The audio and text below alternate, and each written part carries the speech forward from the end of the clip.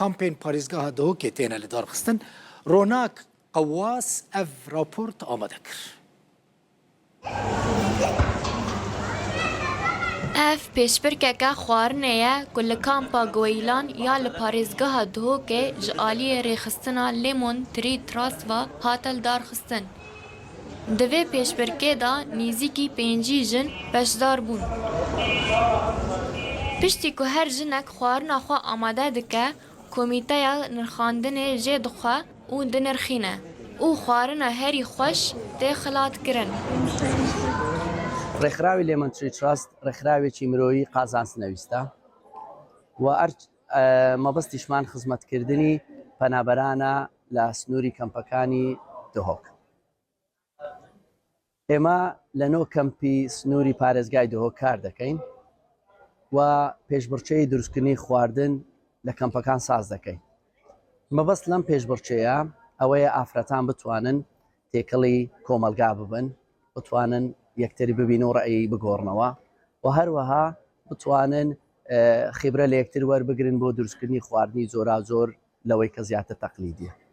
ئێمە ئەمساڵ لە هەر کەمپێک زیاتر لە 50 بەشداربوومان هەیە و هەر بەشدارویەک خەڵاتێک وەردەگرێت لە یەکەوە تاکو 50 بەڵام یەکەم و دووەم خەڵاتێکی مادی وەردەگرن کە بڕەکەی دیاری کراوە و هەروەها لە مەرتەبەی 3 تاکو 50 خەڵاتێک وەردەگرن کە بریتیە لە کەلوپەلی ناوماڵ و مەدرسە.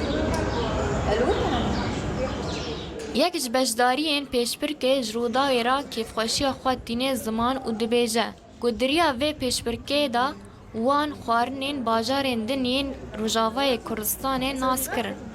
Ji ber ku her jinek ji bajarekî ye û her yekê bi kultûra bajarê xwe xwarina xwe pêşkêş kir. Ez Nalîn Hesênim, ez ji Rojavayê Kurdistanê me, ez ji bajarê Qamişlo me. Îro ez li vir li kampa Guwêlan, ez ji beşdarîbûnê vê musabaqê got munezzema Lemon Tree Truss çêkiriye li vê kampê. Bi rastî îro em li vir beşdar bûn, me gelek cudayî di xwarinê dîtin. Çimkî her kes ji bajarekî ye, her xwarinek cuda ye ji hevdû. Wisa me nas kir her kes çi xwarinê wan ye çi cîwazî heye di orta her bajarekî de ji bajarê Rojavayê Kurdistanê em gelekî kêfxweş bûn bi rastî vê musabaqê û hêvî dikim ku gelek musabaqê wilo çê bibin ku em teşcî bibin. Ev rêxistin salane pêşbirkin bi vî awayî li kampên parêzgeha Duhokê li dar dixe. Mebesta wan jê ew e handana jinan bi